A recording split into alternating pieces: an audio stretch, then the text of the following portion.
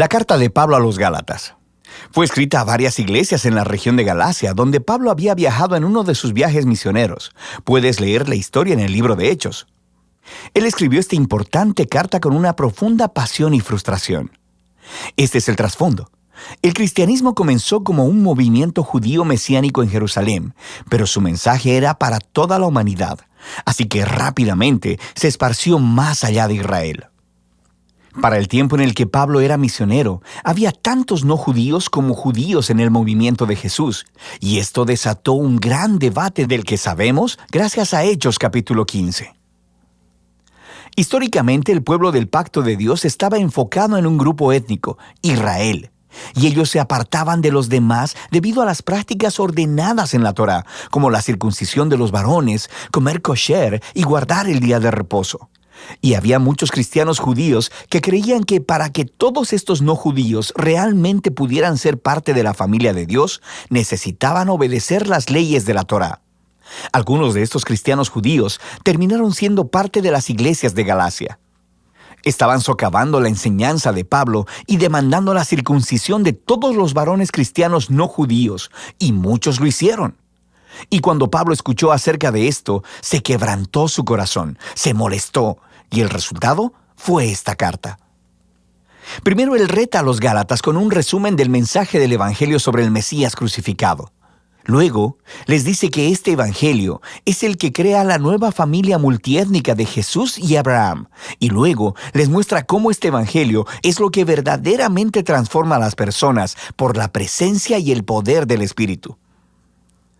Inicia expresando su desconcierto de que los Gálatas han abrazado un evangelio diferente, el que era promovido por esos cristianos que hablaban mal de Pablo y demandaban la circuncisión. Así que Pablo primero defiende la autenticidad de su mensaje y su autoridad como apóstol. Él fue comisionado por el mismísimo Jesús resucitado para ir al mundo no judío. Recuerda la historia del libro de Hechos.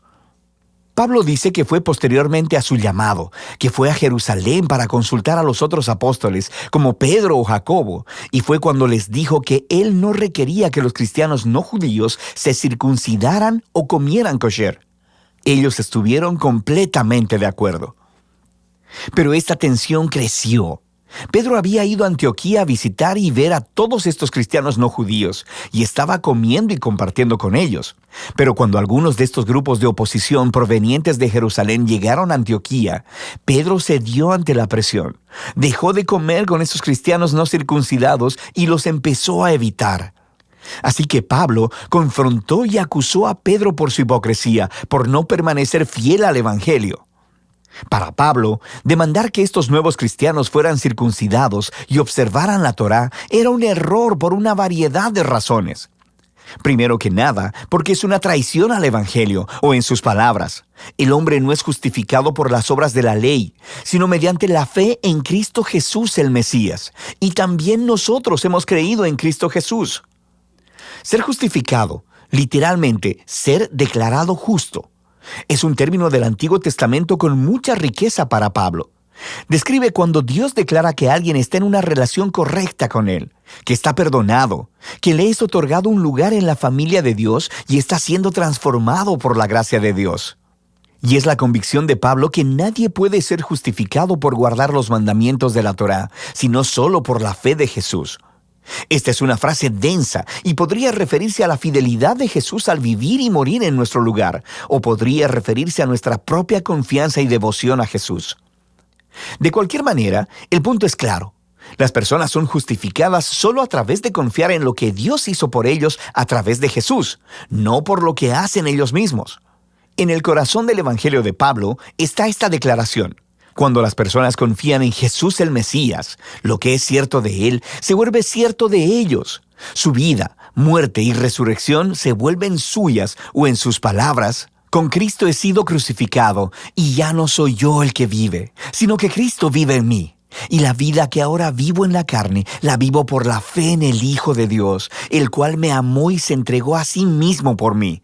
Así que la razón por la que cualquiera puede decir que es recto delante de Dios o que pertenece a la familia del pacto de Jesús no es porque obedece las leyes de la Torá, sino solo por lo que Jesús hizo por ellos y que ellos nunca hubiesen podido hacer por sí mismos. Ahora, este profundo entendimiento de lo que Jesús logró tiene enormes implicaciones para quien ahora puede ser incluido en la familia del pacto de Dios y para lo que significa vivir como miembro de esta familia. Así que Pablo primero se vuelve a las historias de Abraham en Génesis, cómo él fue justificado o declarado justo delante de Dios, simplemente por tener fe al confiar en la promesa de Dios, de que un día todas las naciones encontrarían la bendición de Dios a través de él y de su descendencia. El propósito de Dios siempre fue tener una gran familia multiétnica de personas que se relacionen con Él en base a la fe, no a las leyes de la Torá. Pero esto hace que surja una pregunta importante. Entonces, ¿por qué Dios le dio a Israel las leyes de la Torá? Aquí Pablo ofrece una explicación muy breve y densa que después completará en su carta a los romanos. Él observa que las leyes de la Torá fueron dadas a Israel en el monte Sinaí mucho después de la promesa de Dios a Abraham. Y si lees la Torá cuidadosamente, dice Pablo, verás que Dios siempre tuvo la intención de que las leyes fueran una medida temporal. Él dice que las leyes tienen un rol tanto negativo como positivo. Negativamente, las leyes actuaron como una lupa sobre el pecado de Israel. Expusieron cómo Israel compartía la condición humana pecaminosa, rebelándose constantemente contra la ley de Dios.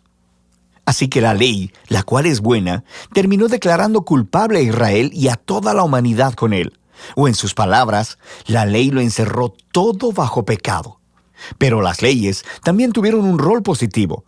Actuaron como un profesor estricto que mantuvo alineado a Israel hasta la venida del prometido descendiente de Abraham, el Mesías. Y una vez que el Mesías vino, cumplió el propósito de la ley a favor de Israel.